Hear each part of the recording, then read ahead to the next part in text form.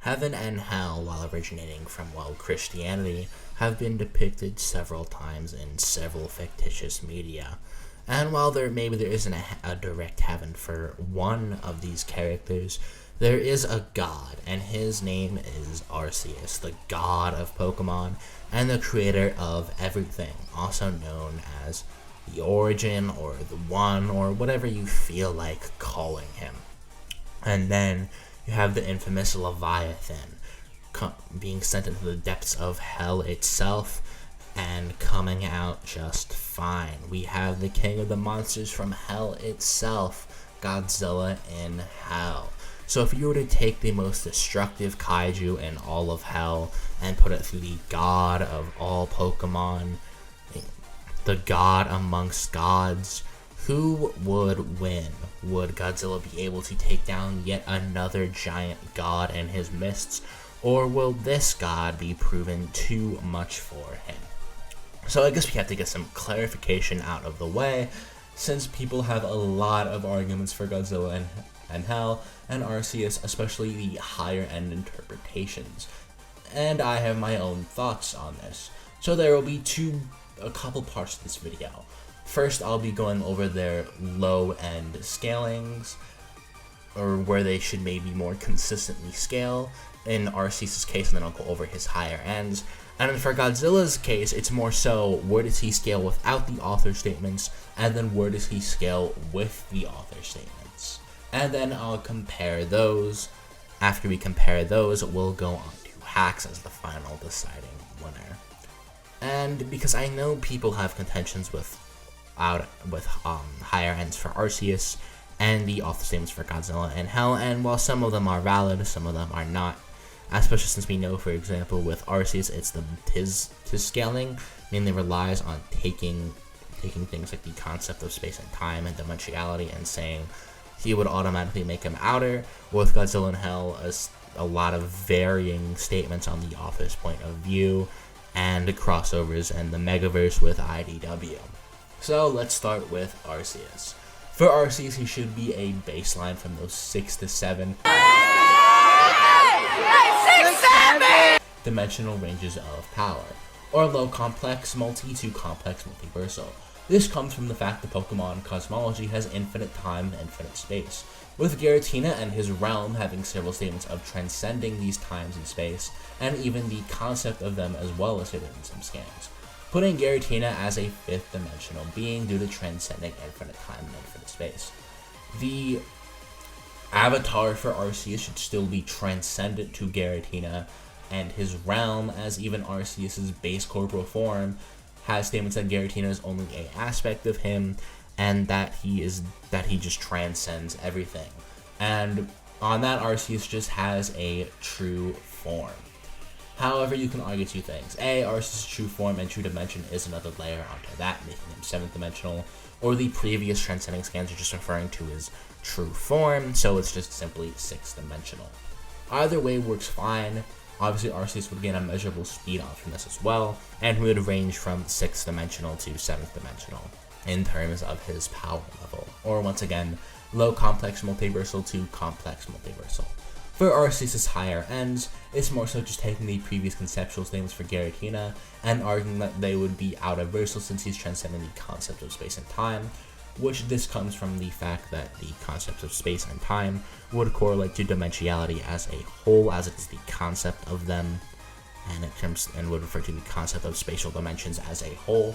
And you can argue this is consistent as the Olga and Palkia just embody these concepts of space and time itself, and obviously Arceus is transcendent of them as well, with Palkia also embodying dimensions as the Pokédex puts it, or as other statements puts it. So if you want to take dimensions as dimensionality and add that to a layer of consistency, then be my guest. This would just make him baseline outer-versal pretty much, maybe a layer or two into it off of what we said before, since you could say this makes Giratina based on outer-versal and Arceus 1 or 2 layers into it. For hacks, Arceus has them in spades, especially considering he upscales off of every other Pokemon's abilities. He can pretty much do everything verbatim, kinda, but let's go into specifics. He has conceptual hacks, he created the concept of space, time, etc. He can manipulate them, obviously. and obviously he has control of the things like space and time as well, and can manipulate them to his will. He has all of the elements and their moves shown, as he can manipulate them via will, as he not only created them, he has their plates. Even with things like non-tangible things, such as the ghost, power negation, Arceus and his aspects have shown the ability to simply erase things from the existence, even entire universes and dimensions. There's even the lower forms of Arceus unknown, which can manipulate the reality as they please and make anything be anything. Arceus a casual and manipulate life. He can heal himself, has protection spells, a ton of mind hacks, so on. In terms of other Pokemon he can upscale, let's list some notable ones. Victini has the ability to simply make themselves win, manipulating probability, fate, and destiny to ensure there's victory.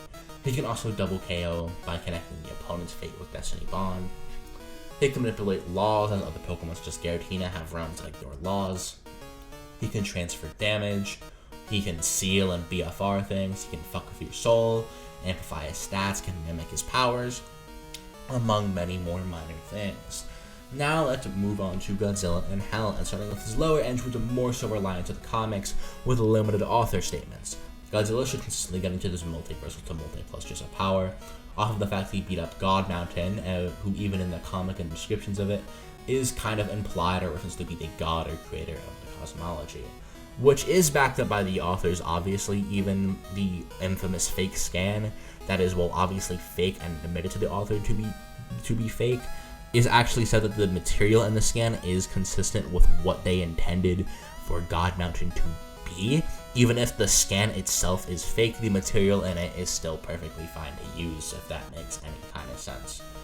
With the comic itself, there are several realms of hell described as infinite in size, meaning there are several infinite space-times within Godzilla and Hell's cosmology, making it a multiversal feat. But the higher scaling comes in when you bring in the author statements. This will come from, once again, the aforementioned God Mountain, and arguing that God Mountain is the peak of the entire IDW cosmology, as said by one of the writers who worked on several IDW runs.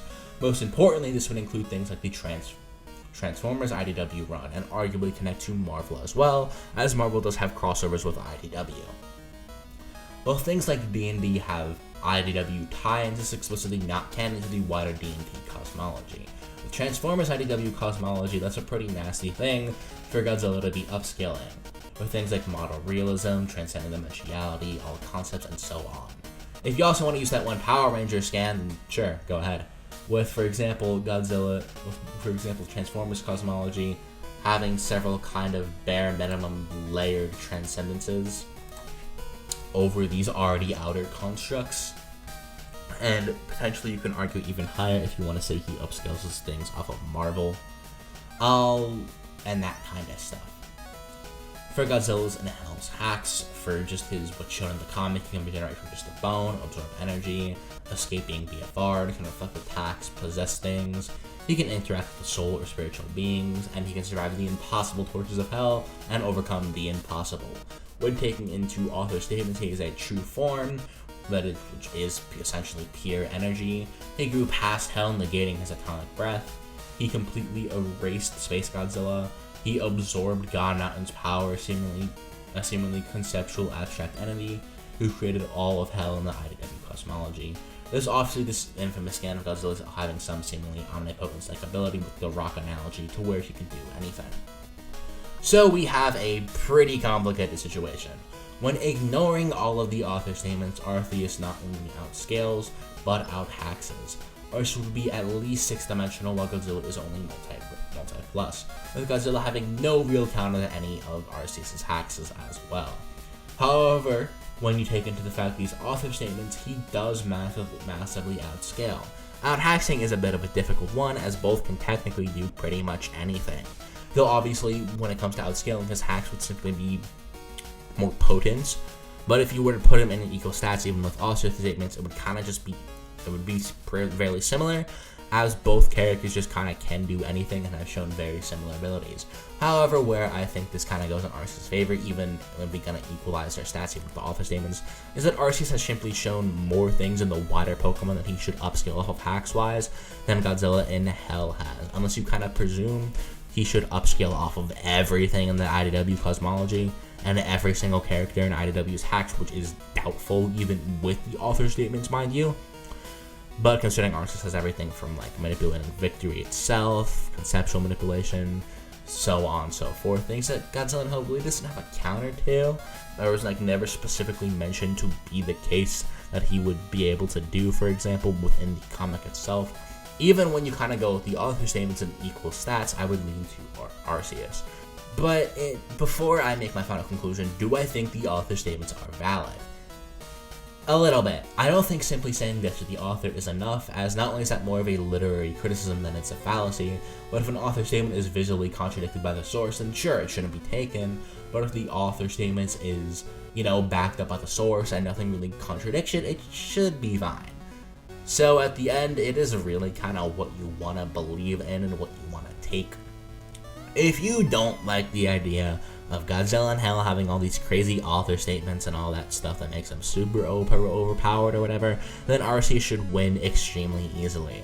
The same is similar for an equal stat scenario, whether you give in his hacks or not. However, when you take author statements into account, Godzilla massively outscales to where it doesn't matter. So overall, if I would have to get a winner, I think I would lean towards Arceus purely because of the fact that Godzilla's really only way he can win is if you rely on, most people would say, questionable author statements and really questionable metas, all things considered. As even I don't fully agree with any quote-unquote Godzilla in Hell debunks that, that's been a very obvious thing being thrown around where, oh, he dies through a building or some shit. But I think it would be very weird to argue all of these author statements that have varying levels of credibility, and then finally add that into one big assumption that would be that he scales to everything in the IDW cosmology. Which in itself, the IDW cosmology has a lot of characters who have these statements of just, who have all this logic. If they really do, if IDW is really this big megaverse, they should also just transcend the IDW cosmology, all things considered. Especially from things like Transformers, and funny enough, maybe even MLP of all things. Funnily enough. But that's kind of it. If you like this video, please subscribe and share this with your friends, and join the Discord server if you want to chat. Peace.